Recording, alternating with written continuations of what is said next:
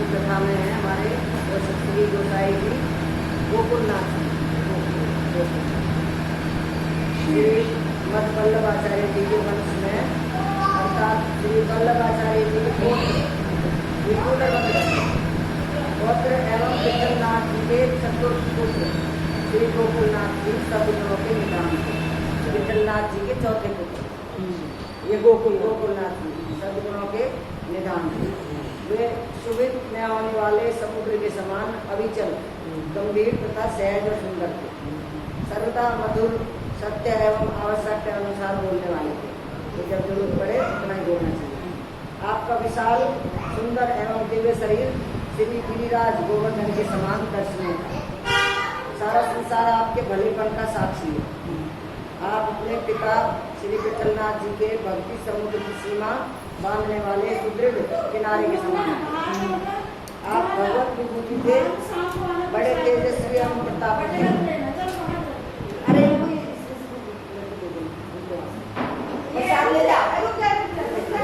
एक लड्डू दे दी।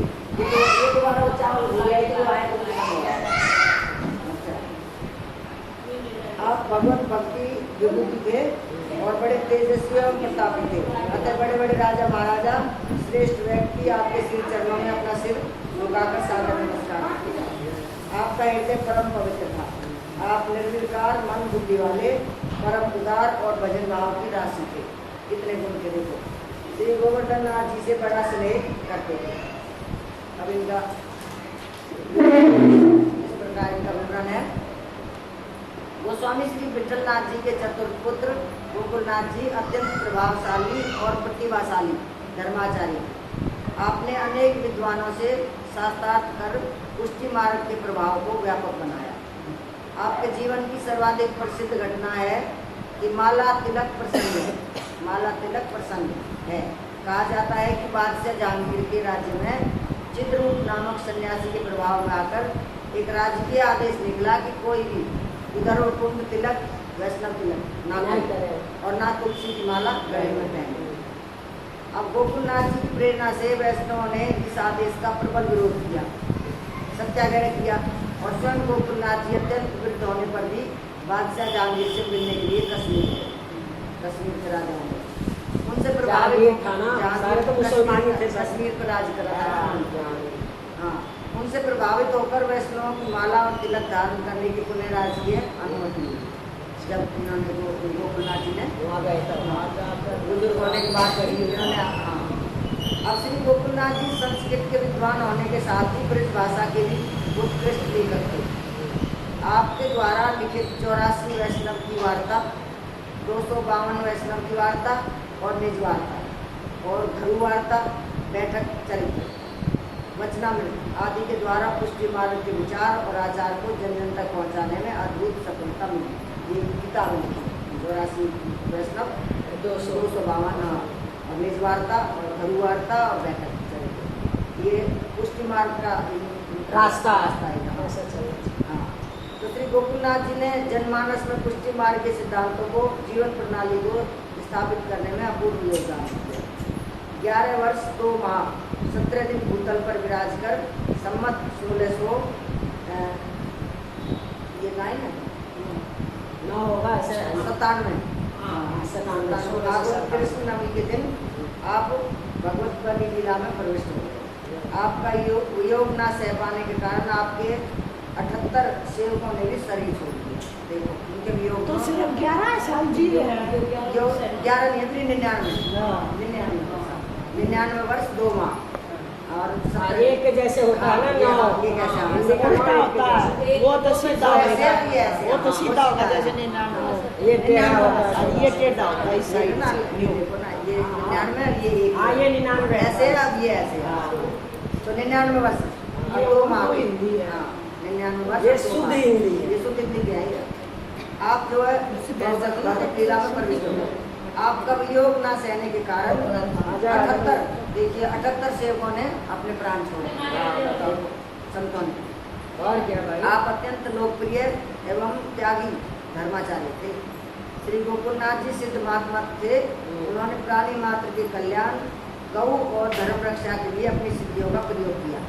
कहते हैं कि एक बार दिल्ली का तत्कालीन बादशाह मथुरा को आया और औरंगाबाद में उसका पड़ाव पड़ा, जो पड़ाव डालते थे ना, उसने लोगों से पूछा कि आजकल यहाँ करामाती हिंदू फकीर कौन है। तो ये पूछते थे कि यहाँ कौन करामात करता है। हाँ, तो लोगों ने श्री गोकुलनाथ जी का नाम बताया और इनकी प्रशंसा भी की। तो बादशाह ने एक मंत्री को भेजकर प्रार्थना की कि आकर हमें दर्शन दीजिए, आप पालकी में विराजमान होकर अपने परिकर सहित पधारे। बादशाह ने एक चबूतरा बनवाया था, उसमें हड्डियों को भरवाकर उससे लीप पोतकर उस पर कंबल बागंबर आदि बिछवा दिए, ऊपर से अंदर उसमें हड्डी भरती। इनके पहुंचने पर स्वागत करके इन्हें उसी पर बैठने को कहा। वो त्रिकालदर्शी आपने अपने जल पात्र से लेकर जल छिड़क दिया और शुद्ध करके बैठ गए। बादशाह ने पूछा कि आप जिस वेदिका पर बैठे हैं उसके भीतर क्या है। आपने उत्तर दिया कि गुलाब के फूल, जो तुमने जल छिड़क दिया गुलाब के फूल हो गए। तो बादशाह ने प्रार्थना करके श्री गोसाई जी को संत के चरण पड़ेंगे, वहाँ पे आप पवित्र हो जाती जगह। अब गोसाई जी को दूसरे तट पर बिठाया बादशाह ने, प्रार्थना करके फिर दूसरे तट पर गोकुलनाथ जी, ये बेचल जी के चौथे पुत्र। अब ये बादशाह ने प्रार्थना करके श्री गोसाई जी को दूसरे तख्त पर बैठाया और चबूतरे को खोदवाया तो चारों ओर ताजे गुलाब के फूलों निकली। फूलों को देखकर बादशाह आपके चरणों में झुक गया। करामात देखना चाहते हैं ना। मीरा के सोना बिछा दी थी, मीरा के नीचे के सोल बिछा दी था। तो सेवा के लिए प्रार्थना करने लगा, अब सेवा के लिए, और गोसाई जी की आज्ञा से गोचर भूमि की व्यवस्था की। तो गोसाई जी ने सेवा के लिए और क्या मांगे, बोलती तो गौों के लिए धरती दे दो। हाँ, तो गोचर भूमि की व्यवस्था कर दी। ब्रज के तीर्थों में वनों में शिकार ना करने की पुरानी राजा आज्ञा को दृढ़ता से लागू किया कि जितना भी ब्रज का क्षेत्र है यहाँ कोई शिकार नहीं करे। ये भी उनसे बात ले ली। एक बार की बात है, एक ब्राह्मण अपनी कन्या के साथ कहीं जा रहा था, दुष्ट यवनों ने उससे कन्या छीन ली। ब्राह्मण रोता हुआ गोकुलनाथ जी के पास आया। समाचार सुनकर आपको दया आई। आपने एक कायस्थ शिष्य को, जो उस यवन सरदार के यहाँ मुंशी था, कहा कि उससे कह सुनकर विप्र कन्या को वापस करा दो। उसने कहा, महाराज ये यवन बड़े अत्याचारी, मेरे कहने से नहीं मानेंगे। तब आपने श्रीनाथ जी से प्रार्थना की। उसे स्वप्न हुआ पर उसने ध्यान ही नहीं दिया और श्रीनाथ जी आधी रात को गए और सोते हुए यवन सरदार के मुख पर पैर से एक ठोकर मार कर कहा, क्यों रे, तूने मेरी बात नहीं मानी? अपने की बात नहीं मानी तो सीधे गए। वह घबरा कर उठा, अत्यंत भयभीत होकर प्रातः उसने अपने दरबारियों से सलाह की और पूछा कि मेरा भय कैसे दूर हो, भाई रात को मुझे ऐसा सपना आया। तब उस कायस्थ शिष्य ने कहा कि आप गोकुलनाथ जी गोस्वामी के पास चलिए, वे आपका भय दूर कर देंगे। अब यवन सरदार जो गोसाई जी के पास आया और अपनी विनती सुनाई और कहा कि मैं आपकी हर आज्ञा मानूंगा। गोसाई जी ने ब्राह्मण कन्या वापस कराई और उसके मन में व्याप्त भय को आशीर्वाद मात्र से ही दूर कर दिया। असली मकसद तो था कन्या को लौटवाना। कन्या लौटा तो तेरा भय तो हम अपना आप दूर कर देंगे। अब यवन ने ब्राह्मण कन्या को बहुत से आभूषण भी दिए, उन्हें ऐसा अपराध ना करने की प्रतिज्ञा दी। ये नहीं कि एक ऐप को कर रहे हो तो दोबारा भी उसी को करोगे, नहीं। संत महात्मा उनसे भी यही प्रतिज्ञा लेते थे कि आगे से तुम ये नहीं करोगे, अब लो करी अब नहीं करोगे। तो श्री गोकुलनाथ जी का ऐसा अद्भुत प्रताप था। एक बार एक धनवान व्यक्ति आपका शिष्य होने के लिए आया, वह आपके लिए लाखों रुपए की भेंट लाया। आपने उससे पूछा कि क्या तुम्हारा कहीं किसी वस्तु पर ऐसा स्नेह है कि जिसके मिले बिना तुम्हारा तन मन व्याकुल हो जाता हो? उसने कहा, जी मेरा कहीं किसी भी वस्तु में तन की स्नेह नहीं। तब आपने कहा कि यदि ऐसा है तब तो हम तुम्हें कदापि दीक्षा नहीं दे सकते। जब कहीं तेरा स्नेह ही नहीं है, भगवान में स्नेह नहीं होगा फिर तो तुम किसी और गुरु को खोजो जाकर, हम नहीं दीक्षा देंगे। भक्ति मार्ग में तो प्रेम ही प्रधान है। जीव का जो प्रेम संसार में होता है दीक्षा शिक्षा के द्वारा, उसी को पलटकर भगवान में लगा दिया जाता है। जब तुम पहले संसार में प्रेम करोगे तभी तुम भगवान को प्रेम करोगे। जब अंदर प्रेम ही नहीं है तो कहाँ से कर लोगे? पहले संसार का करते उसे पलट दो तो भगवान की तरफ मोड़ दो उसे। हाँ, मुश्किल है ना संसार से करके भगवान की तरफ पलटना, ये बहुत कठिन है। लेकिन अभ्यास हर चीज का अभ्यास करो। इसीलिए संत कहते हैं जैसे भी हो हमारे पास आओ, अभ्यास जो हम बताए उसको भी करो। और संसार से विरक्त होते तब जाके भगवान से प्यार होता है। जब मिलते हैं, जब तुम्हारे हृदय में कहीं प्रेम है ही नहीं तो तो तुम भगवान के प्रेम में कैसे सरोवर हो सकती हो। इस प्रकार का थोड़ा जवाब सुनकर उसके मन में बड़ा दुख हुआ। तो एक कहती ना हाँ मुझे तो नहीं है मोह ममता नहीं है, ऐसे बोल देते ना जैसे नहीं नहीं मुझे नहीं है किसी से मोह ममता, अंदर देखो है कि नहीं है। अब इस काना नाम का एक बंदी था। अभी कहते हैं उनको ऐसा कोरा जवाब सुन के बड़ा मन में दुख हुआ।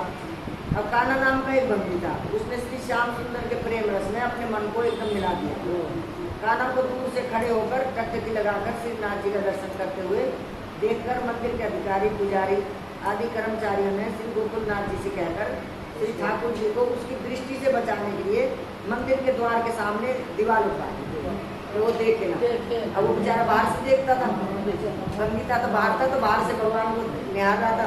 तो उन्होंने दीवार उठाई जिससे अब ना तो काना और ना श्री श्रीनाथ जी को देख सके, ना श्री श्रीनाथ जी काना को देख सके, मतलब उनका भी आपस में पर्दा हो गया।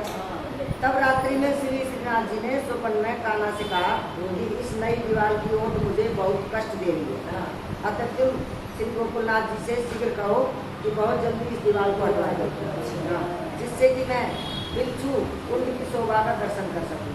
बिच्छू कुंड होगा कोई, तुम्हें दर्शन में होने से जो कष्ट है ना उसका हमें ख्याल है, उसको बोलने हाँ बता दिया भगवान ने। इसी प्रकार प्रेम परवीन श्रीनाथ जी 3 दिन तक लगातार स्वप्न में काना को आज्ञा देती है। अब काना डरे अब तब काना हिम्मत करके गोसाई जी के द्वार पर गया और द्वारपाल से बोला कि आप गोसाई जी से मेरी प्रार्थना सुनाइए कि काना आपसे कुछ बात करना चाहता है। ये सुनकर द्वारपाल ने नाराज होकर कहा अरे तू गोसाई जी से क्या बात करेगा। इतने में किसी ने गोसाई जी से कहा कि काना आपसे कुछ कहना चाहता है। किसी दूसरे ने कह दिया, एक ने तो डांट दिया। तो आपने कहा उसे शीघ्र बुलाओ, क्यों उनको भी मन में लगता तो होगा कि रोज देखता था तो कोई ना कोई बात जरूर है। आने पर श्री गोसाई जी ने कहा आओ कहो तुम क्या कहना चाहते हो। तब काना ने वही बात कही जो श्री श्रीनाथ जी ने इससे कही थी। सुनकर श्री गोकुलनाथ जी बड़े हर्षित हुए कि आओ श्री श्रीनाथ जी ने मुझे अपना मानकर मुझसे कहने को तो कहा, कम से कम अपना माना तभी तो कहा, चाहे किसी के द्वारा कहा तो सही। फिर तो आप काना से बड़े प्रेम से मिले और बोले यदि श्री श्याम सुंदर ने मेरा नाम लेकर कहा है तो अब उनकी बात नहीं टलेगी। तो गोसाई जी ने तुरंत दीवार गिरवा दी और काना को उनका अनन्य सखा जानकर एक पारस भोजन देने की आज्ञा दी। इनको भोजन भी हुआ।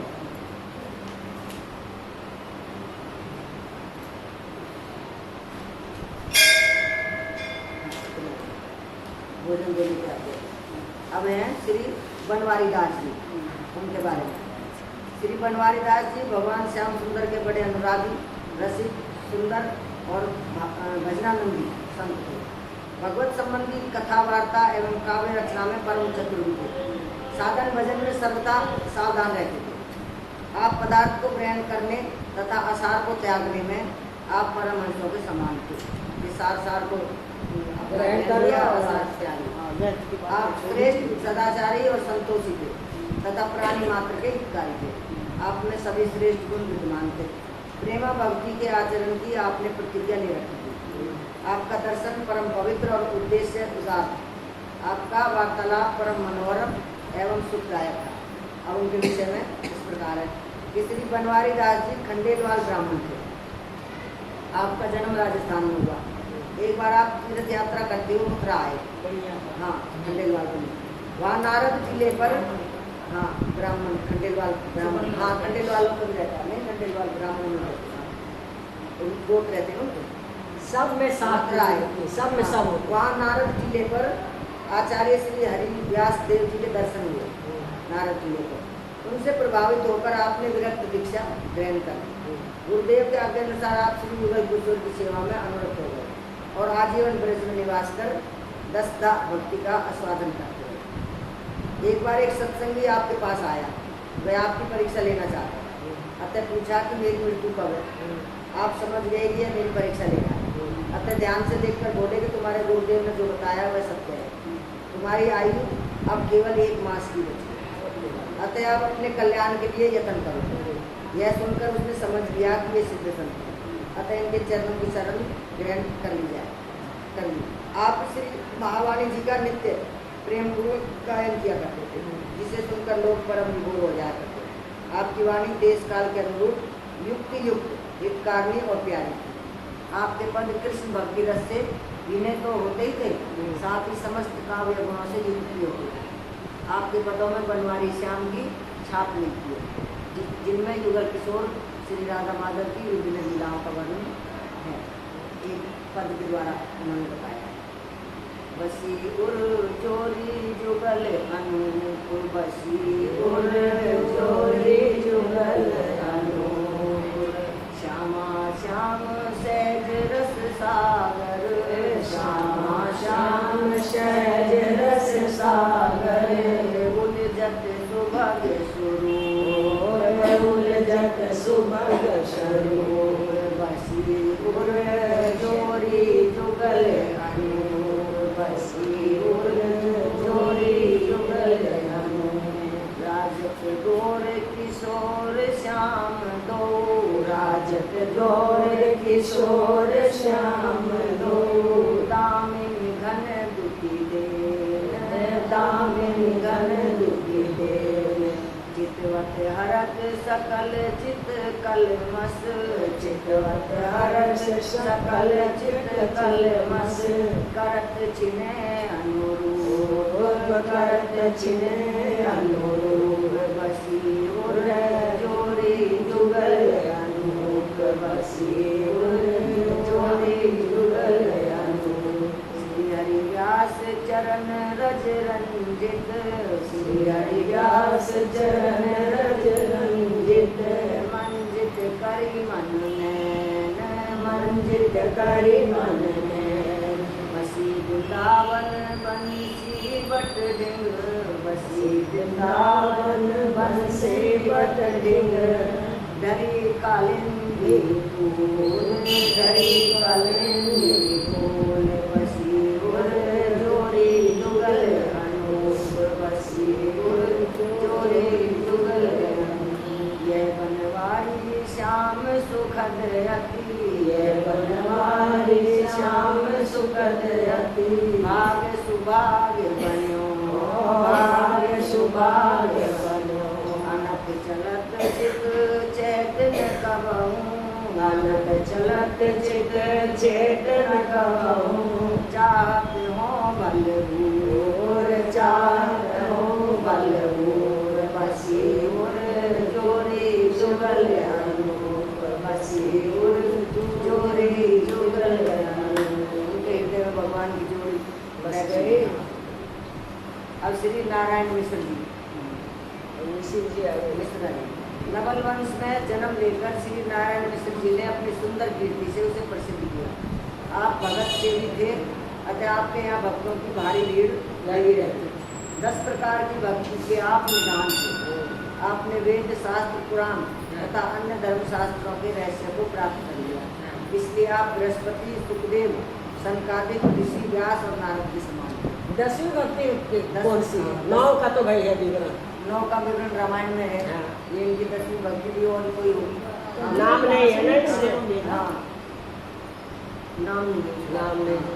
आपके श्रीमुख से श्रोताजनों को ज्ञान देने वाली परम मधुर अमृत सरी द्वार में, है, 10वां ये तो 10वां द्वार है भक्ति का। भक्ति इनकी प्रेम, जो इनकी प्रेमा भक्ति है ना, यही है इनकी भक्ति। श्री गंगा जी के समान निकलती थी।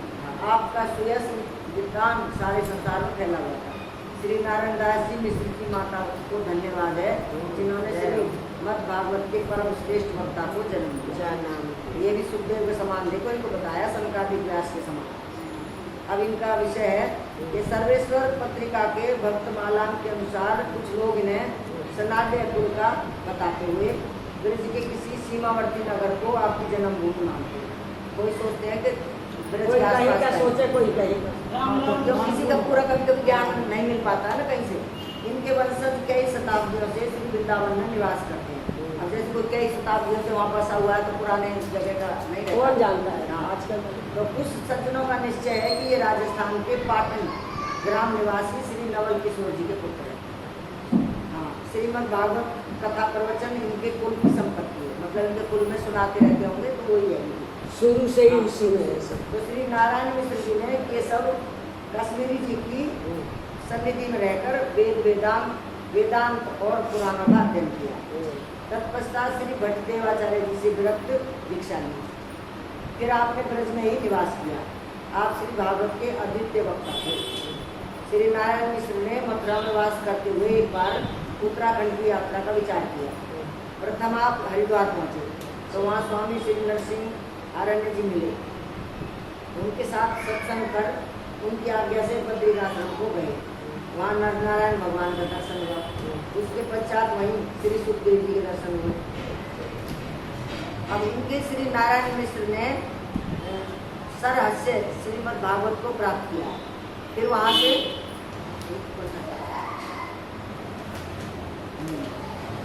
वहाँ से आप काशी जी को आए। वहाँ सुख राशि श्री नरसिंह आरण्य के पुनः दर्शन हुए काशी में। उनके सत्संग से भागवत तत्व के परम सुख का लाभ कर आप पुनः श्री मथुरा जी को आ गए।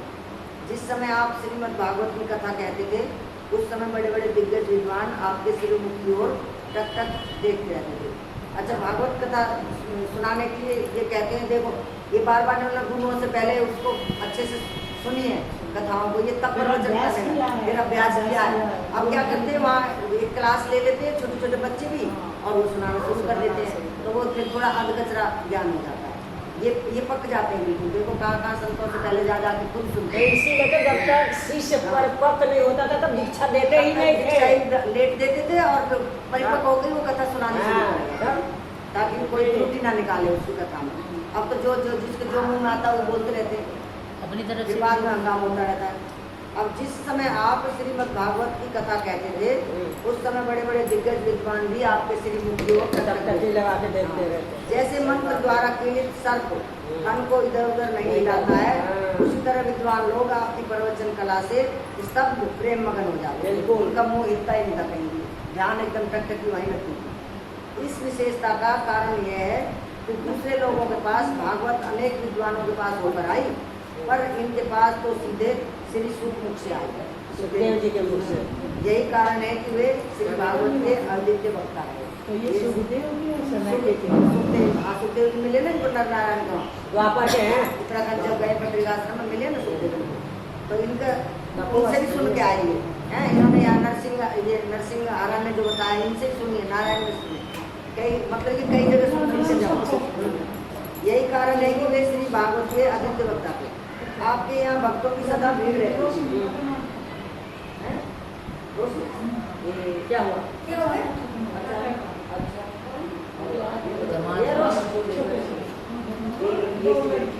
एक ही बेटी उसको बेटी रोशनी को बता दी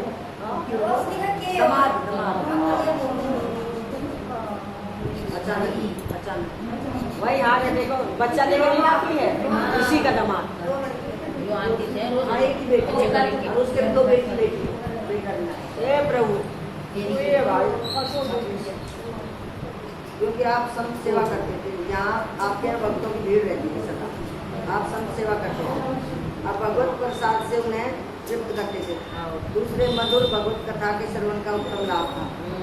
श्री नारायण मिश्र जी के पुत्र की साली उनके पास में रहती थी। उनकी बुद्धि काली अर्थात तामसी थी। साली थी तो काली बुद्धि, अच्छी नहीं थी ना। उसने अपनी बहन को बहकाया कि तेरा ससुर घर के धन को मुड़िया बैरागियों को खिलाए देता है। देखो बीच में दूसरे आदमी का आया अड़ंगा बहू की बहन, तेरा क्या मतलब? यह तो सर्वस्व लुटाकर मर जाएगा और तुम्हारे हाथ कुछ नहीं लगेगा। तो धन के बिना तू दुख पाएगी और रोएगी, अतः इसको विष देकर मार डालो और धन को बचा लो। देखो ऐसा कर्म बताया। अब वधू के बहकाने से पुत्र की भी बुद्धि भ्रष्ट हो गई। बहू ने फिर बेटा को भड़काया।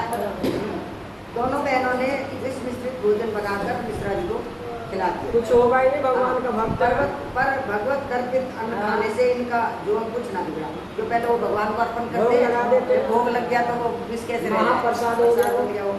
उन्हें दूसरी बार अधिक मात्रा में दिया कि थोड़े से तो मरा नहीं, ज्यादा डाल। इस बार भी इनका कोई असर न देखकर दोनों बहनें तथा पुत्र ने समझा कि विष जो है प्रभावहीन है, मतलब ये विष अच्छा नहीं। परीक्षार्थ किंचित जिब्या पर स्पर्श करते ही सभी मूर्छित हुए। अपने को चख के देखा उन्होंने, क्या हम देखते हैं किसी प्रभाव कर रहा है कि नहीं, उनके जीभ पे लगते को बेहोश। अब बमन आदि कराकर किसी तरह उनके प्राण बचे, उल्टियां करवाई, थोड़ा ही खाया था इसलिए बच गए सालों। तो बहने अब इनके मारने का नया उपाय सोचे। अच्छा देखो फिर भी ये नहीं सोचा कि हम उस संत ने बताइए उनकी आदि के दोनों बहनें अब इनके मारने का नया उपाय सोचे। पुत्र को अपने पिता की महिमा और भक्ति का बोध हो चुका था, बेटा तो समझ गया था कोई चक्कर है।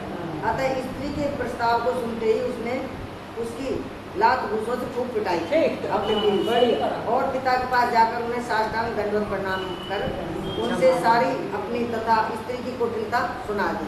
देखो अब ये क्षमा करने बात होगी कि जाके अपने बाप को बता देती कम से कम हमने ऐसा कुकर्म करा, और क्षमा प्रार्थना की कि अब हमें क्षमा कर।